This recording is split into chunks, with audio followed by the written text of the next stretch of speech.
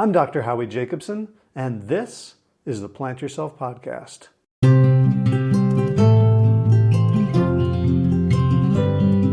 Each week, I bring you a conversation with someone who's making a positive difference in the world. And for my day job, I help leaders and their teams master their mindsets so they can achieve great things. To find out more, check out the Mindset Mastery Memo, my Substack newsletter. You can find it at plantyourself.com/memo. And now, today's show. So I don't know about you, but it feels like change is happening a mile a minute these days. And when I think about it, 5 years ago was COVID. That feels like almost yesterday, which means 5 years from now, 2030, is going to happen in the blink of an eye. And whatever is coming, whether we're ready for it or not. So today's guest, Anna Glynn, works with people who have a very tough job. They are sales leaders.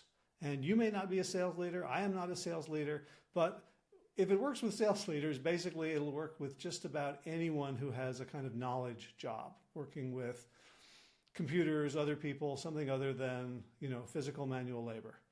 And she has a book out based on an acronym STRONG, which is Strength, Trust, Resilience, Optimism, Networks, Goals, and Purpose. She explains how each of these contributes to performance, well-being, and engagement, so that we're not only doing well, we're not only staying well, but we're enjoying ourselves. We feel like we're making a contribution. And I think all of us need to make a contribution these days because the world feels like it is ready to tip possibly into a really dystopian future and possibly to shake off these changes that are happening now and to move into something much more expansive and hopeful. And I feel like everyone is going to put their thumb on that scale to help move it in one direction or another. So we need all of us. So I hope you'll enjoy this conversation. Without further ado, Anna Glynn, welcome to the Plant Yourself Podcast. Hello, Howie. It is lovely to be here. Happy to talk to you. You've written a book called Strong, and it's really written for a very specific audience. But, and I don't know how many people are listening to this are in that audience, but because it's such an intense role and a place to be, it feels like what you teach and share with them is going to be doubly useful for the rest of us because it's been sort of battle tested in that arena. And that arena is sales leaders. So we're not going to be talking about sales leadership per se, but looking at these life skills and life lessons about how to be happy, how not to burn out, how to be effective, how to reach your goals, how to give energy and delight to other people through your background and your experiences working with this group for whom it's been especially hard to achieve those things. So I'm excited for this conversation. That's it, Howie. And what is interesting is, yes, a lot of people would say, I'm not in sales, but really every one of us is selling every day because we're all trying to influence a decision or another person. Say, for instance, selling to my 2-year-old son to go to bed. There's lots of those examples where we're all trying to actually exchange some sort of value with someone else. So I do have an argument that everyone is in sales, even if they don't like to believe it. Fair enough. Although I was reading it where you had that definition in the book about, that everyone's in sales and that there's some medium of exchange. I'm not entirely, sure what the value is that I guess it's just like a peaceful evening, right?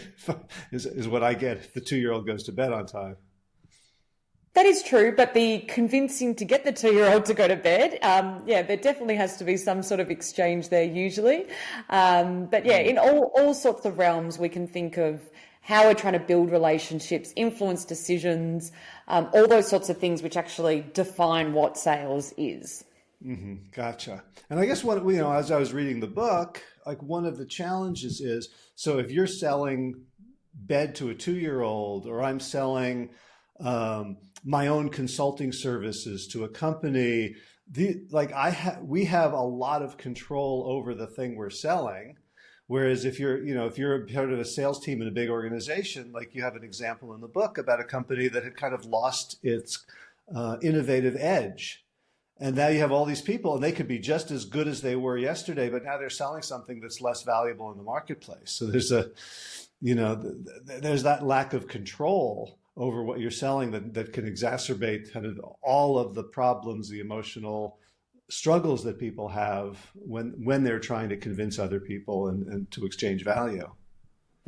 Absolutely. And then I think that's where you're right that, some people do have control or flexibility or the ability to flex and be adaptable to the needs of the environment. But really, every organisation should be doing that and responding to their customers' needs to ensure that they do have products that are desirable for the end consumer as well.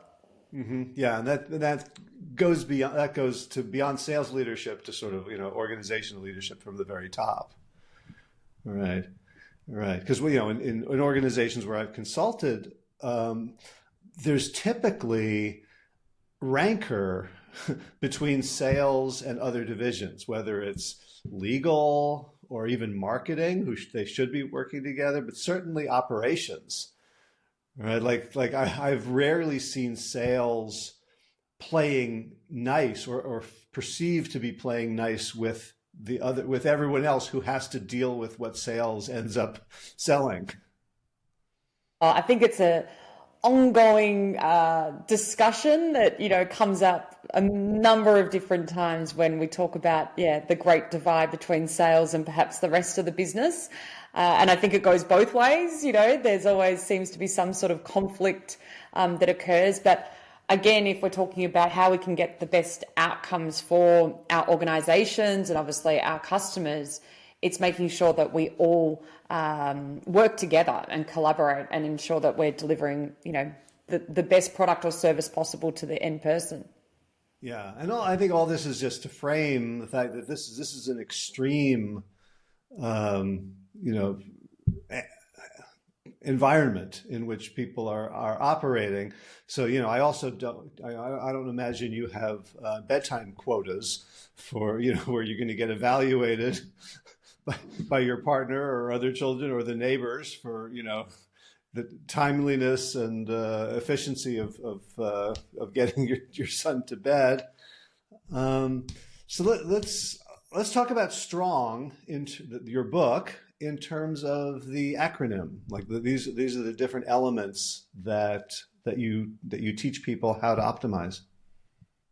Yeah, that's it. And I guess I was lucky or fortunate that when I was doing my research and trying to uncover what are these key principles that lead to sustainable high performance in sales teams, what became apparent, or lucky for me, was that I was able to, spell them out. So they did create that acronym called STRONG.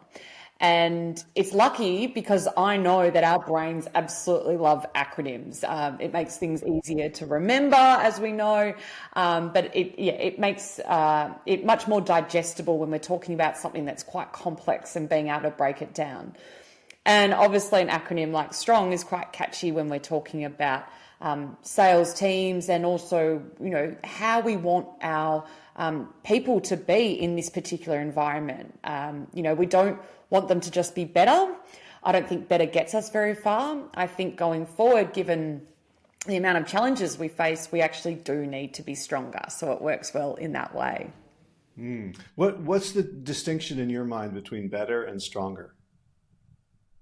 I see better being almost temporary. So focused around, the quick wins around let's just, improve ourselves to get a little bit better going forward. Whereas strength seems to create much more robustness, and it means that we can, navigate certainly those lows, but then, also be stronger going forward to make sure that we're leveraging the highs as well.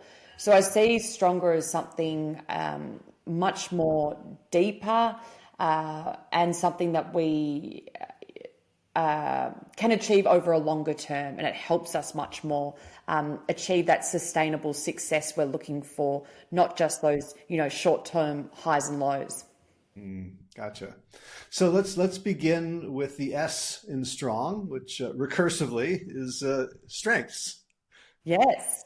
Yes, and that's, maybe goes a bit tongue in cheek or goes a bit without saying. But yes, one element of being strong is how we each play to our strengths. And really, strengths is such a fundamental in our worlds these days. And we're really fortunate that the last 3 decades of research have explored and been able to uncover the benefits of not only knowing your strengths, but actually applying them in our lives and in our work. And strengths is a foundational element because the principle of strengths is focusing on what's right with us, situations, our teams, our organizations, as opposed to focusing on what's wrong.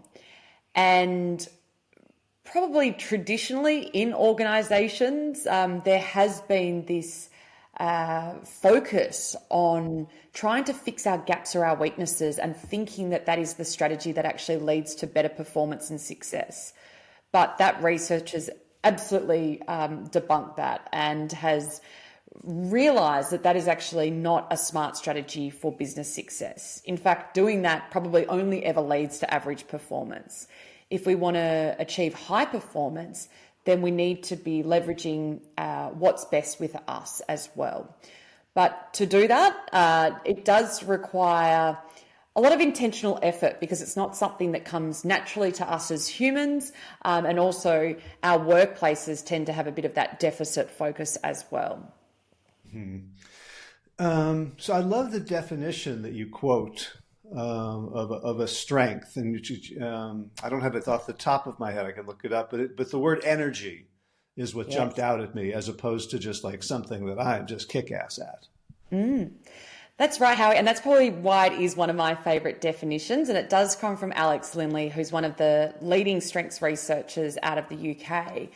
And he, perhaps quite distinctively compared to some other definitions of strengths, does use that lens of energy. And that's why I love it, probably for similar reasons to you, because what it suggests is that, yes, strengths are something that we do well, but they also energize us.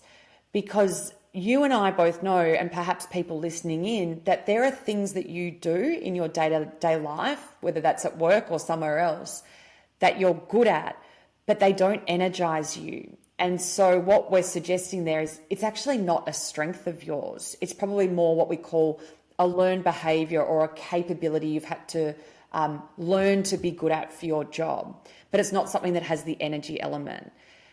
That's why strengths are a way that we can improve our well-being, because they give us that energy, they make us more productive, we perform at our best, and they can also help de-risk us falling into struggling or burning out zones as well. So for myself, I'm a little confused about the energy in terms of, let's say I love being a writer. I'm told by people if they've enjoyed my writing. I get paid for my writing. And yet when I sit down to write, it's hard to get started. And I'm usually tired at the end of it. Does that mean it's, as opposed to like I do a coaching session or an interview like this, like I can't tell you how many times, I'll get off a call or training or something. And I'll say to my wife, basically, the abbreviation is IFLC, which is I love coaching, or and like, could writing be a strength that depletes me even, right? Or is it not a strength? Is it just something that I have a talent for? Well, I think from the definition that you gave, it's absolutely a strength of yours, but perhaps it's about considering how you go about it and the amount of time and when you're doing it and where you're doing it. So I share that, similar to you, Howie, that I love writing. Like I love the process of writing the book, taking time out, planning, going through edits, interviewing people, the research, putting it all together. Like I enjoyed that process. But then sometimes if I'm on a deadline or have to get something out quickly, or it's something that I'm not that interested in, I find that component of writing to be quite draining. So yeah, it's probably because writing is, can mean a number of different things to different people. Perhaps there's some things that really energize you about it, but might be other ones where, you do find it quite fatiguing. Yeah, as I think about it, my best writing is sort of playful, funny, a little weird. And the thing that gets me going is actually the thought of other people's reactions if I share it with them or read it to them. Interesting. And that's why it's good to have an understanding around your motivation around writing as well. Because if you were just told to write and you didn't feel interested or engaged in what you were writing about, you probably would find that more draining than, perhaps the writing style that you have. But in addition to that, I will say as well, when you overuse something, it can be fatiguing. And so that's where we also talk about the energy piece with strengths, is we use the analogy of a volume control. And if you don't turn them up enough, you don't get the benefits from them. If you turn them up too much and overuse them, that's when they can become draining. So it could be an overuse or angle to consider with you as well. Now, for most people, I don't find are cognizant of their strengths. And I blame our education system. For like, to me, it seems like the number one thing people should learn, is what they're good at. And I think very few people do. Now, there's instruments out there. I've taken the Clifton Strengths Finder and a number of others. I think most people are not going to do that. But how do you recommend people interrogate themselves or even just give themselves permission to acknowledge strengths? How do people just start with that?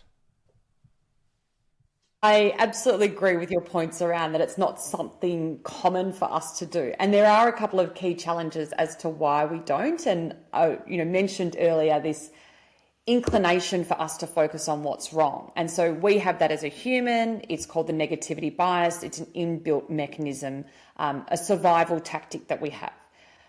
I firmly believe our systems, so our schools, our workplaces, our communities, our broader society, also are influenced by that negativity bias. So we are inclined by our systems or encouraged to, again, focus on our weaknesses or what's wrong with us as opposed to what's right.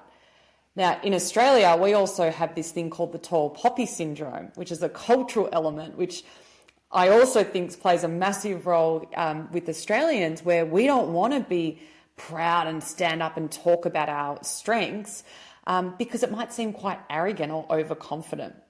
So we've already got these things in play that we have to try and overcome. So in answer to your question about, how do we work out what these things are? Yes, you can, complete tools, but I think there's some really simple questions you can ask yourself, like what lights you up? What are you doing when you're in flow? You are doing something so immersed in a task in front of you that all of a sudden you look up and time has just flown past, an hour's gone by and you haven't even realized. What are these moments of you at your best? When you start to recognize what these moments are, you can then start to try and uncover, well, what strengths am I using in those moments? Because the chances are you're going to be using a strength to meet that challenge in front of you. I had a very dark thought as you were speaking. Just a bunch of people I know would answer that question about like what I can spend an hour on and feel great, and the time is video games. Yes, and I'm okay with that. So this is what's interesting, Howie, because we have a big discussion out there about devices and video games, and I know that it happens in my household too.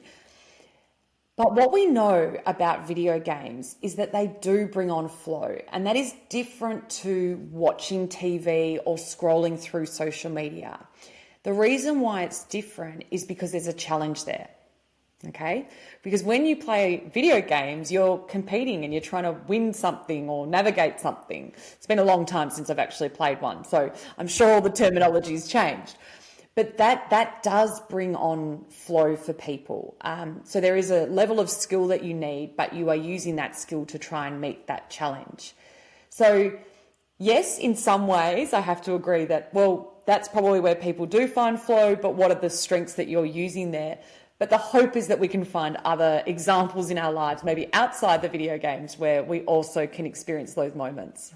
Well, that's what I'm thinking, is that, you know, for people whose lives are not where there's not the challenge, or there's challenge without meaning, or challenge without compensation and fairness, that, you know, the video game is this world that's designed to make you use your strengths, or, you know, the relevant strengths for reaching goals that are important to you. And I wonder if there's ways that people could figure out, like, the video games that they love to play and the skills and attributes that they're bringing to those could teach them about, like, how to tweak the rest of their life to get more of that. Potentially. You know, absolutely. I'm sure there is a myriad of different video games out there that require different skills and strengths. Again, I'm not proficient in what they all are. I can probably only list off one or two that I've heard about. But that might give people some ideas or inspiration around, well, what are those skills or strengths? So I'll leave that one with you, Howie, and maybe you can report back to me what you think, what you've uncovered by researching that one. Yeah, I'm going to reach out to a friend from who's a year older than me in high school, who became a video game designer and theorist. So I'm gonna see if I have a strengths conversation with Jeff. Excellent. What else do we want to say about strengths? For you know, what if you discover that your strengths are not aligned at all with your roles? That's part of the work that I do sometimes with people, is that we, you know, through the exploration of them at their best self, what does that look like? What are their strengths? What brings on flow? Sometimes people then come to the realization that they don't get enough of those opportunities or experiences in their current roles. Now, that doesn't mean that we have to go and change roles or leave. You know, the first step is always trying to shape or craft the current role to be more in line with your skills or your strengths. Now, obviously, that might require discussions with managers and bosses and getting their sort of buy-in, but there is this strategy out there called job crafting, which is asking us to think about what are the smallest tweaks that we might be able to make within our roles, including how we could use our strengths more, or which tasks we undertake to help our jobs better fit us. So it's a bit like going and getting a tailored suit. You know, they always fit better than the off-the-rack option. So what are those, small little changes that you can make to try and use your strengths more? Obviously, that's one of the strategies. The other is then considering, if that's not possible, well, what role is the best role for me, and how can I try and, try and make my way towards that, perhaps. So one of the stories that you tell in the book is about a salesperson who is brilliant at the human part of sales, the negotiation, charm, and was having a lot of trouble filling out reports, and was getting, you know, their boss was down on them and constantly criticizing, and, you know, their morale was, and the upshot was they found a friend who was really good at the reports. And I read that and I was like, boy, you know, could I tell my wife I'm really bad at cleaning the bathroom? And I see that as one of her strengths, right? Like, we can, you know, there's like things that, you know what I'm saying?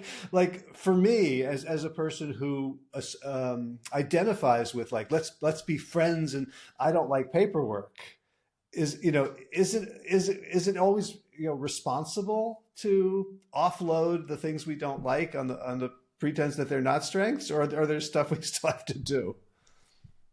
Look, I'm not going to get between you and your wife. That's my first statement. My second one is, there are always going to be things that you don't enjoy about life, administration, or your work as well. And so I try and get people to aim for the 80-20 rule, right? if you're 80% doing work you love and you're satisfied and you're fulfilled with it and it energizes you and makes you happy, like that's a massive tick in the box. I think you're always going to have 20% of those tasks that you just go, ugh, I don't want to do these. These completely drain me. But I think that's a good balance to try and aim for. Yes, we want to try and think about strategies to maybe make those tasks, those boring or mundane tasks, a bit more exciting or energizing, but that's not always the case. So no, we can't just dump or delegate things to other people. Yet there is an opportunity to do that if it is their strength, which is the story that I told in the book. When you do that, a big realization for people, sometimes especially leaders, because when they delegate, they get worried that they are adding more onto their team's lists and things to do. But if you truly delegate a task or a responsibility that is aligned with that person's strengths, they will not see that as a burden. They will see that as a gift, because you are giving them something that lights them up. And I have seen those examples, and we've had those conversations in workshops where someone has given something to someone else and they were so grateful for it. It doesn't matter how busy they were or are, they will find the time to do it because it is something that lights them up. Gotcha. So what I heard is that I should compliment my wife for how clean the toilet is. Always. Let's see how that goes. Again, something else you can report back. Please do not share my personal details with her. No, I seriously, I get it. There are, I mean, for me, one of the challenges as I was reading that story is it's hard for me to believe that someone would enjoy doing spreadsheets. Like I'm so sort of, self-absorbed that I think that everyone is like me. Like everyone would like to be out there giving speeches. And, I know that's not true, but still it's hard for me to keep an assistant because I'm like, oh, I'm giving them all the shit work I don't want to do. Like, and yet that's not the case. There's people who really enjoy what I consider to be shit work. They do. And these are the conversations that I have in big teams where we get people to share, what are the things that light you up? And they'll share something and I'll ask the room, who else, agrees with that? Who else finds that particular task interesting? And you might get a few other hands. Then I'll ask who thinks that is the most boring task in the world. And then, the hands will fly up. And that's how I sort of speak to them about this idea that when the things in our lives that light us up when we use our strengths are unique to us. So they will be completely different to the person next to you. And that's how this strategy kind of works. Because if we have diverse teams, it means that we can align those tasks and responsibilities to certain people and the other ones to the other people. And so we create these really diverse teams that are well-rounded as a collective. So again, this strengths strategy is about not encouraging someone to be great at everything. It's actually suggesting get great at what you're good at and then allow other people to manage those gaps and those weaknesses. Hopefully those people on your team, or maybe it is about outsourcing to the assistants or whoever else it might be. Gotcha. Anything else on strengths before we move on? I think at the moment we have covered a lot already on that topic. I agree. Great. So let's keep going through the title. What's the next letter that is lighting you up in this moment? Because I don't think we'll have time for all of them.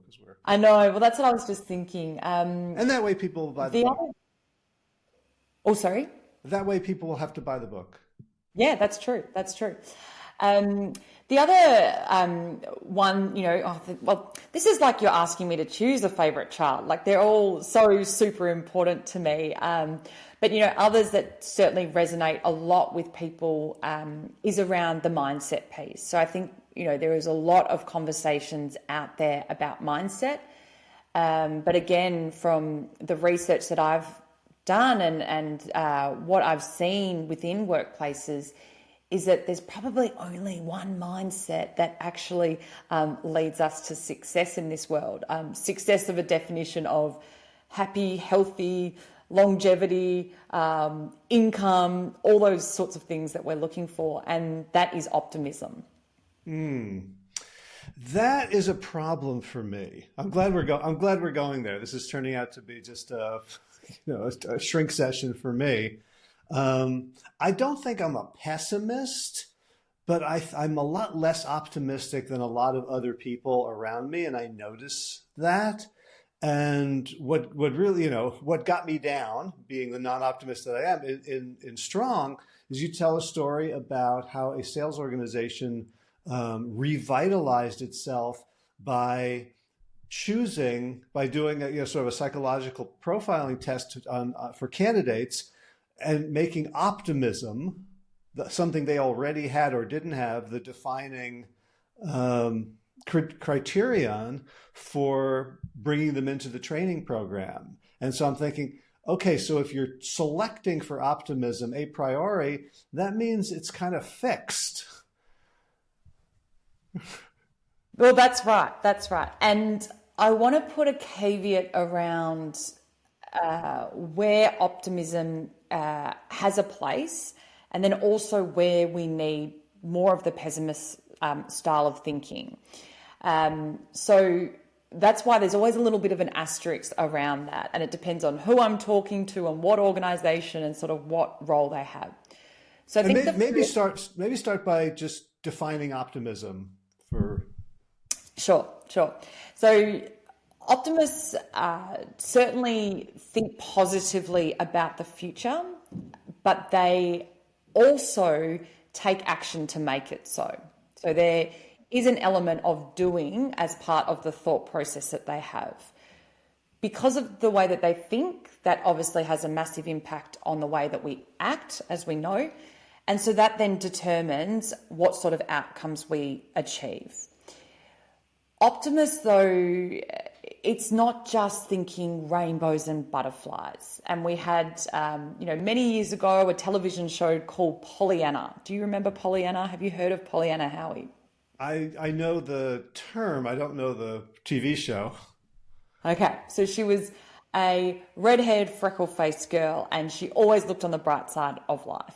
So there is actually this concept called the Pollyanna principle, which is where we have optimism, turned up to the max at its absolute extreme, where that particular style of optimism can backfire. So obviously that's one where we aren't aware of current circumstances, we're not thinking about the challenges, and so then we put ourselves at risk. So that's not what we're talking about here. Here we are talking about what I like to say is realistic optimism, where we are positive about the future, but we're well aware of the current reality and the challenges that we might be facing as well. Interestingly, when it comes to certain roles, a lot of the research would suggest that, in a place like sales or where you are customer facing, that you are going to have better outcomes. Now that's performance outcomes when you are more optimistic.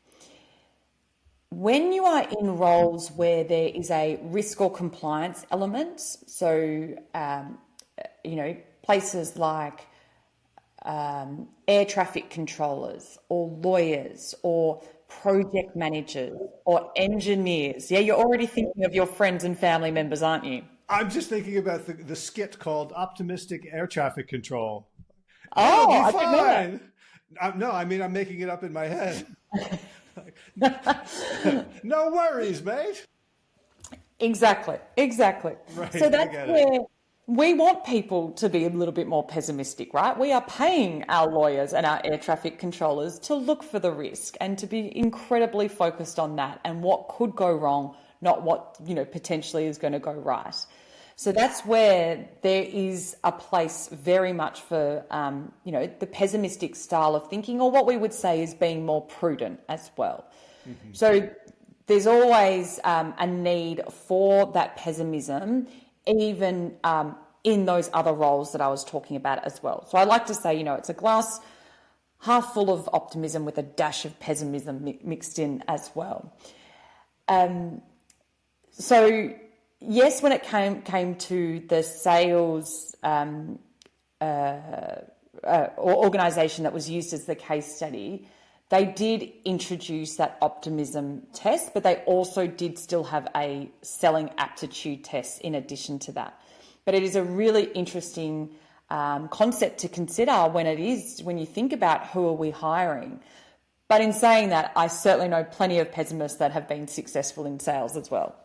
Yeah, I think I can't remember exactly where I read this, but I saw some research that says optimists are happier and more successful, but pessimists are more accurate.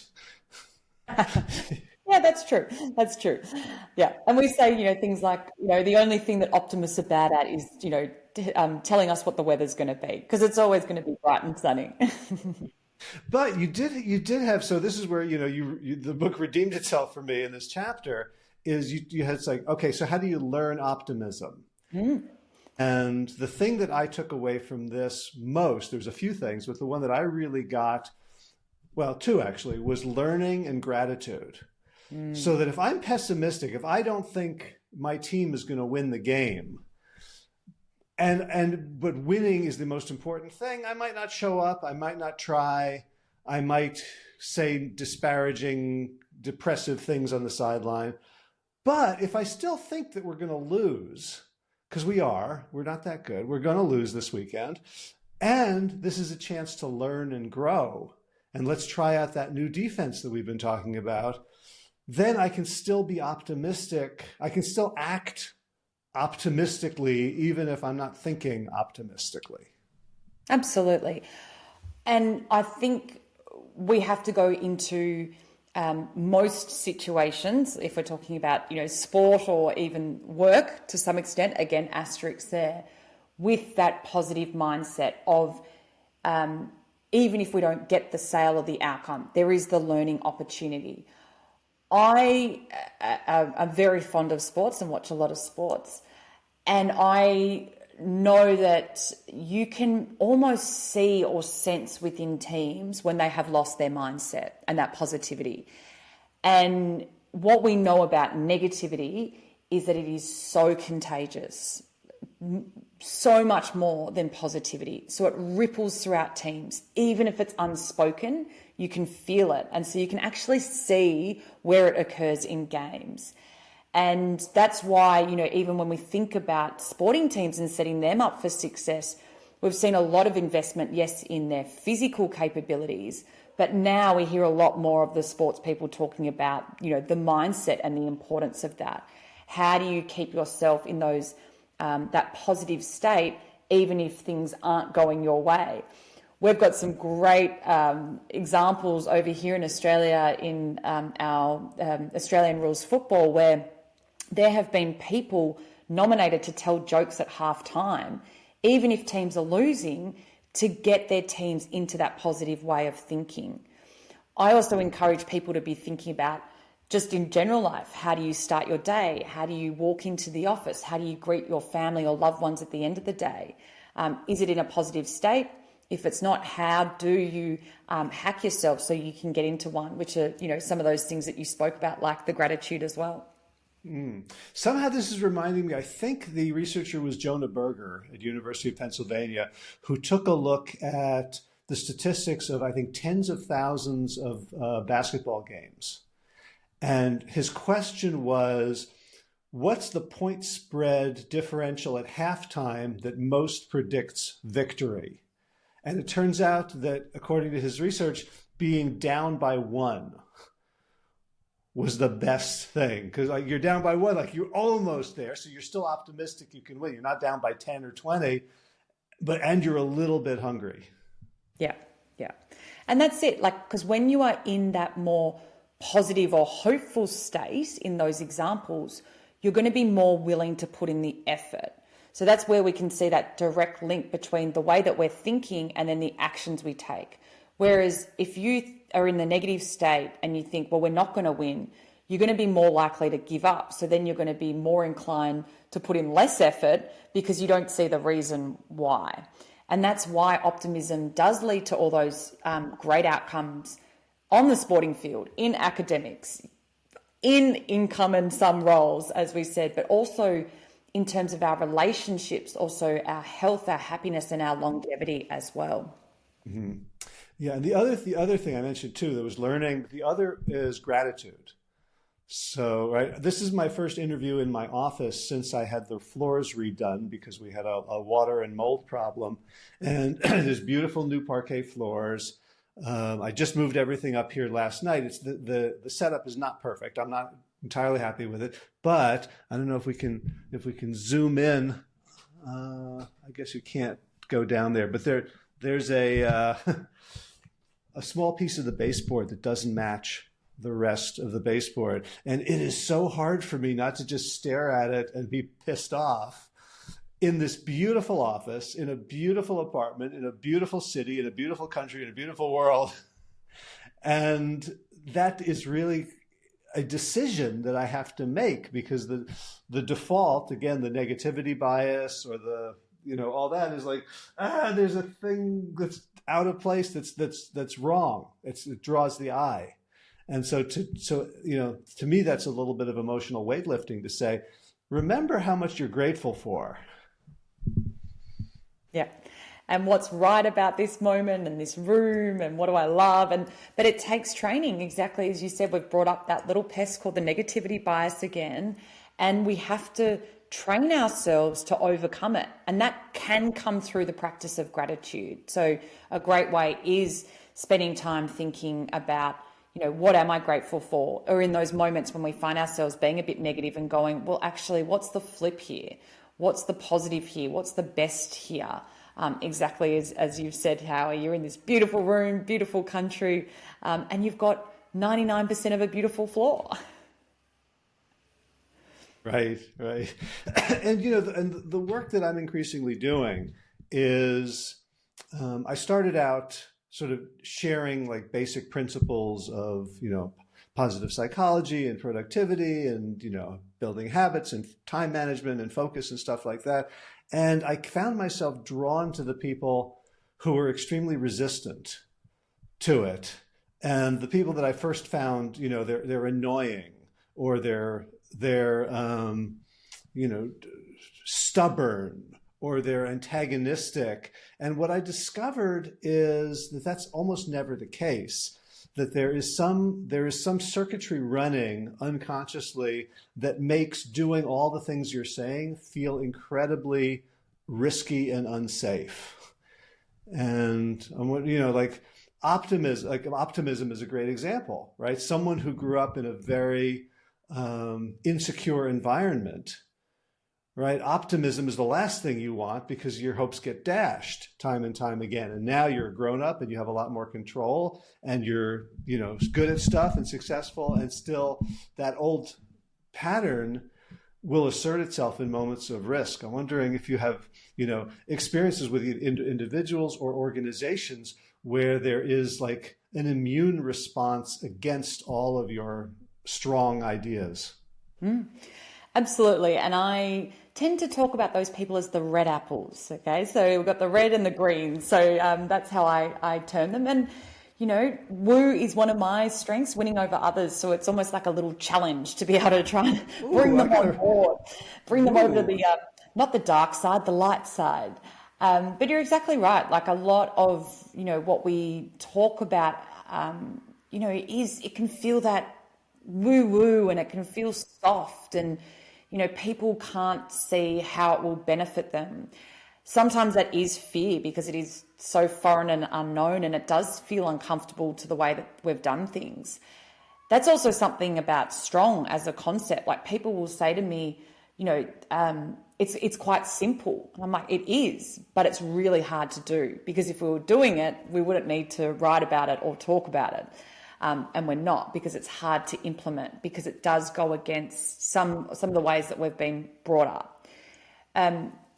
For me, I just try and start small with people. Like if there are people that are incredibly resistant to some of these concepts, I just ask people to try things out. What we know about research and studies and science is that it's not proven. It's not 100%, going to work, as much as the salespeople, would love to sell on that.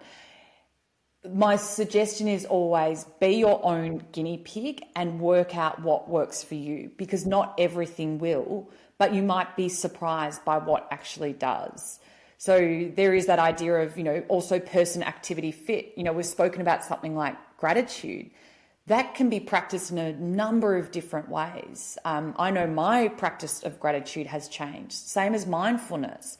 So yes, there's a concept there that we know has these benefits, but how does this actually fit in my life and how might it work for me?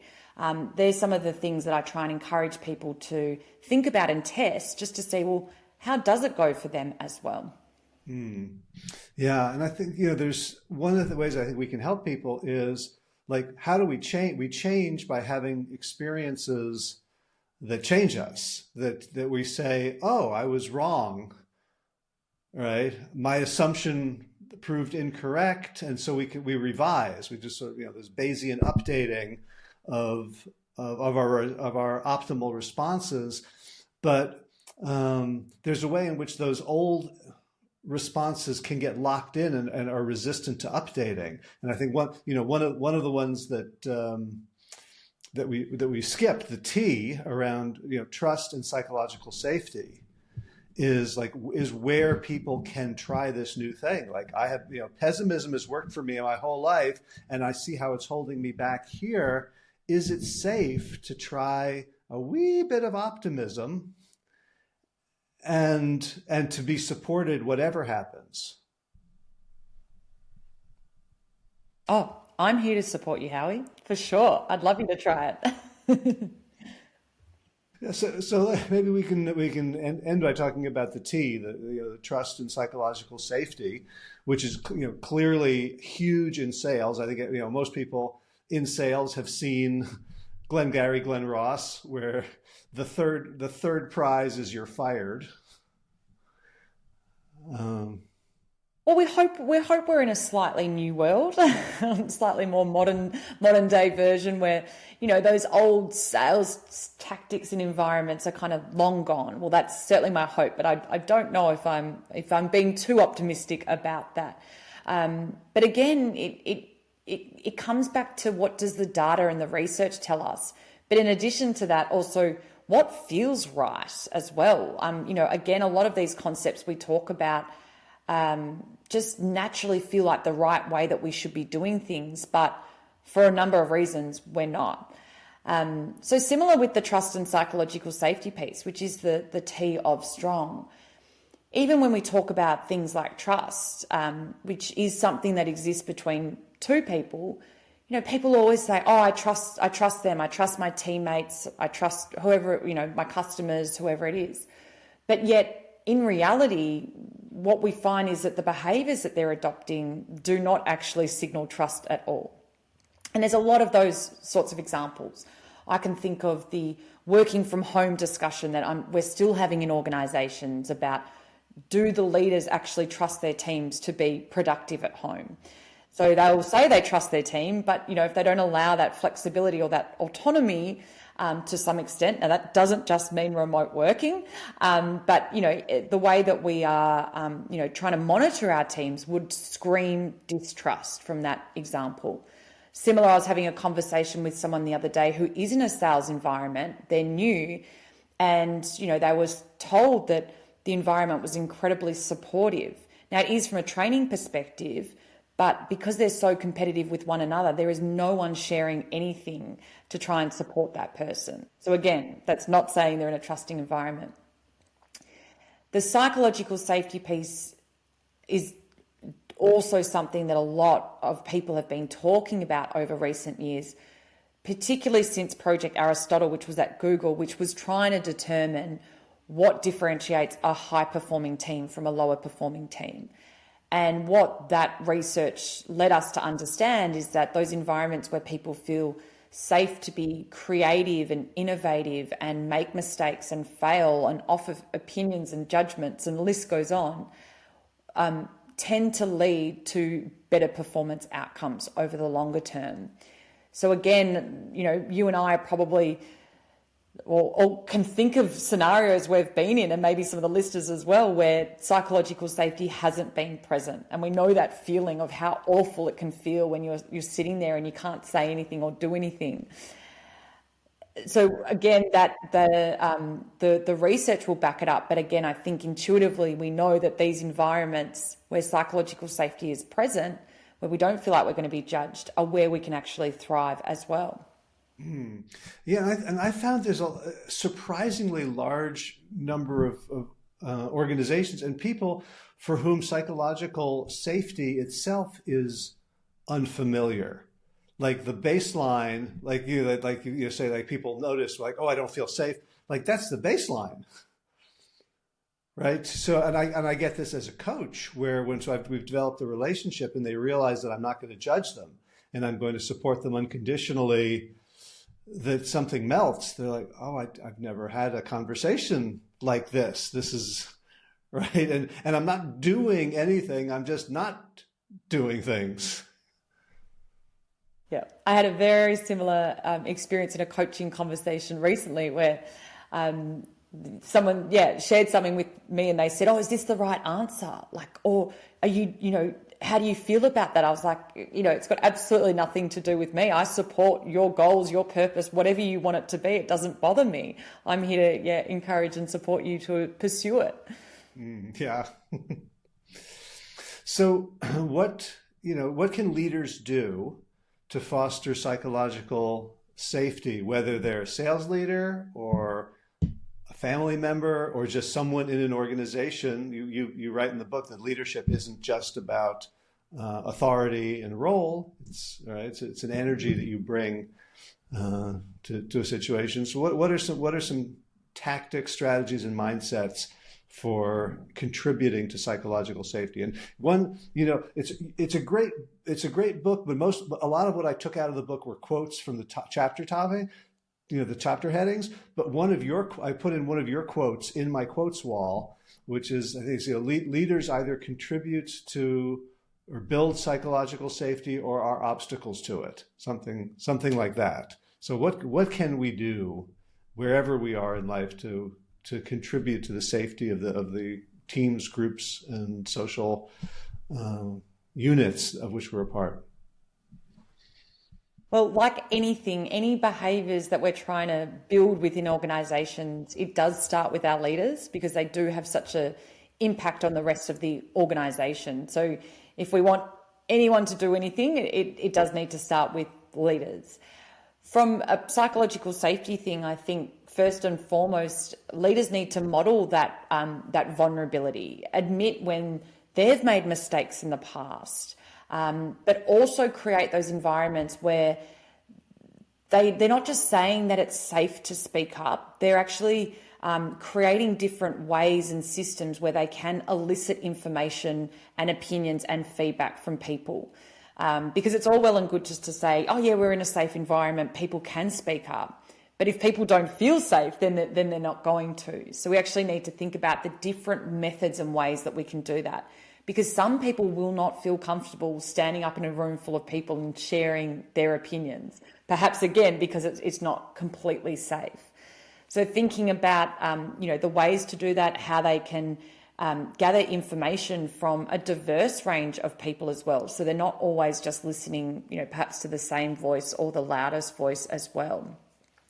Also allowing people to think of new ways of doing things. Just because we've done something in the past doesn't necessarily that means it's the best way forward.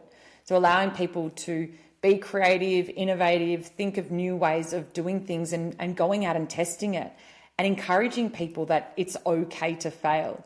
So it's coming back to that growth mindset we were talking about, all those other things before where, we see those failures as learnings and ways to actually improve going forward as well.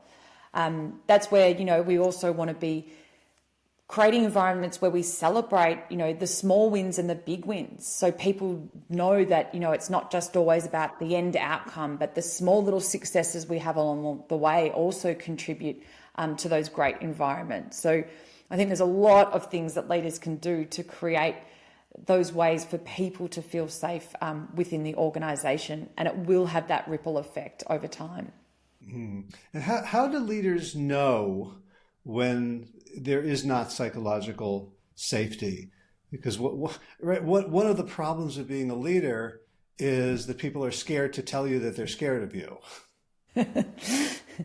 Yes, this is true.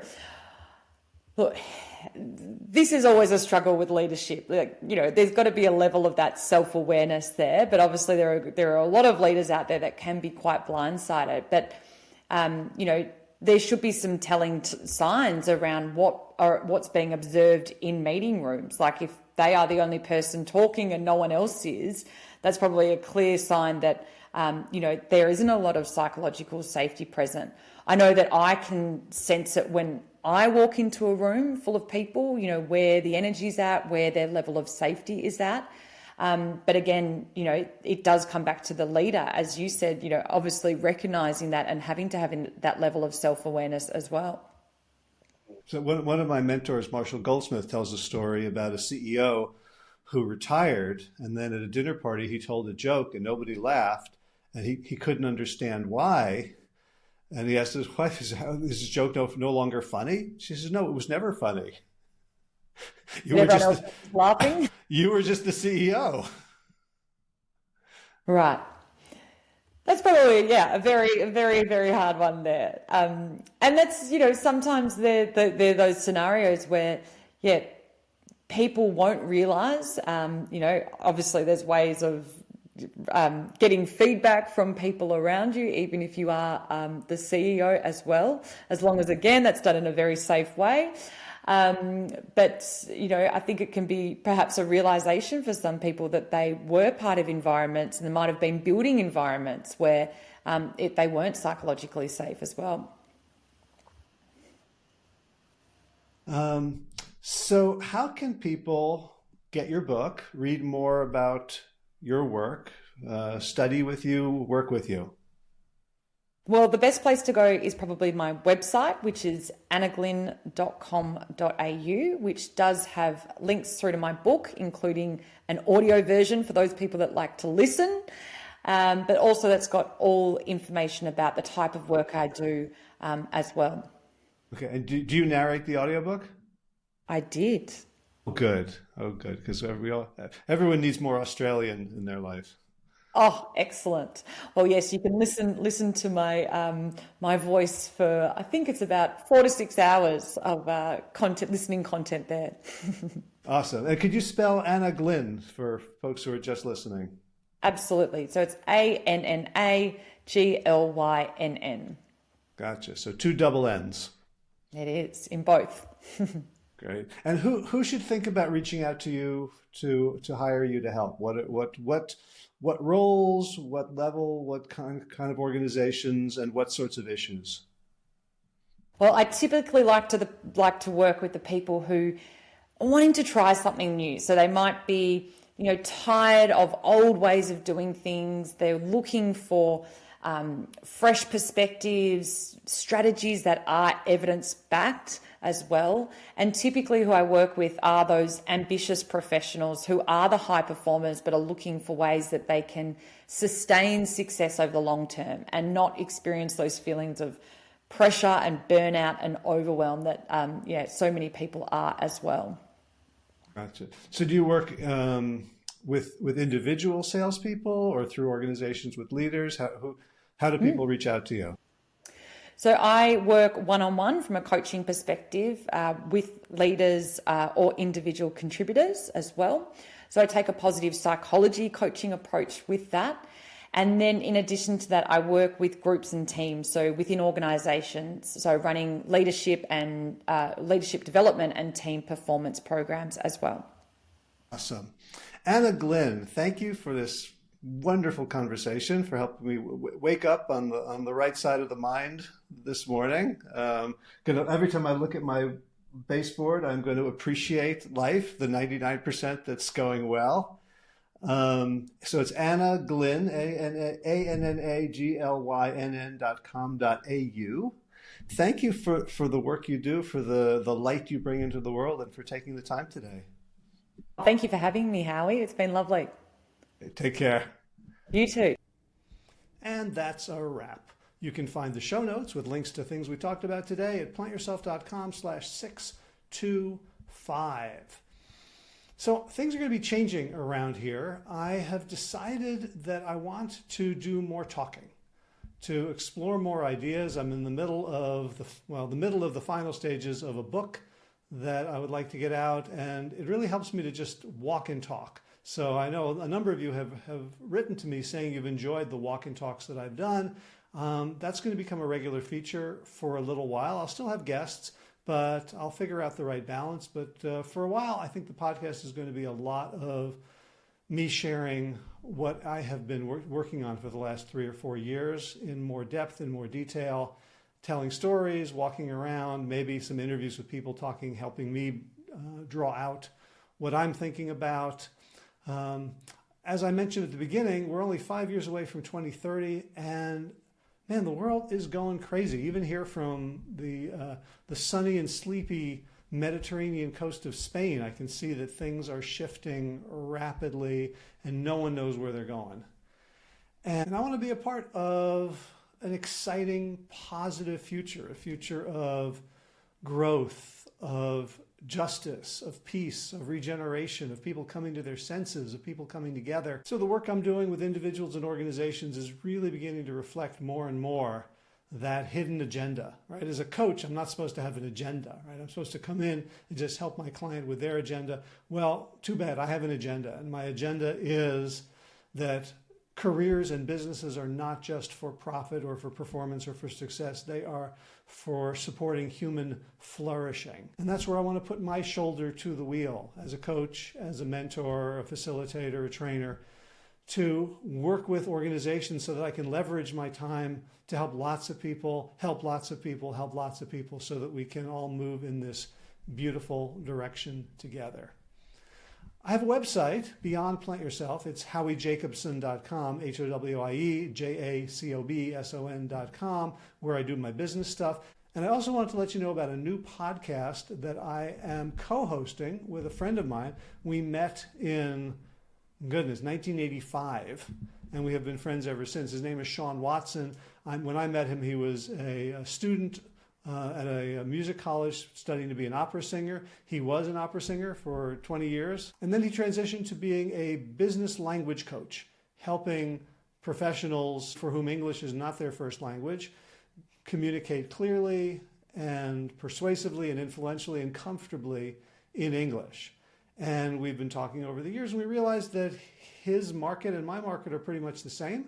So we started a podcast called The Fluent Edge, which I'll drop a link in the show notes, and you can also find it if you search The Fluent Edge on YouTube or any of the podcast platforms. And if you know anyone, a business professional who uses English as a second language, and you think they would benefit from our conversation, so we each bring our own expertise. I bring communication in general and influence and leadership and composure, and Sean brings how to be an effective communicator in English, how to learn English, how to practice, how to study, how to refine your accent so that it can be understood by everyone. Again, The Fluent Edge, and it'd be great if you could think of one person who could benefit from that and send them our way. All right, in movement news, I had a stress test and I passed. My heart seemed to do fine, but I'm still dealing with this sort of fatigue and dizziness and low blood pressure, low heart rate after working out, especially in the increasingly hot Mediterranean mornings here. I've not had any coffee today. I'm going to try a 2-week coffee fast to see if maybe I have some sort of paradoxical response to coffee and it makes me tired. And I'll keep pushing away. I am getting strong. I'm just, physically lifting more, just having some trouble maintaining stamina with more cardio stuff. I'll keep you posted on how that goes. Hopefully I will figure it out sooner rather than later. All right, that's it for this week. As always, be well, my friends. Let's take this home with some gratitudes. First of all, thanks to Mama Earth. You have been so very, very good to me.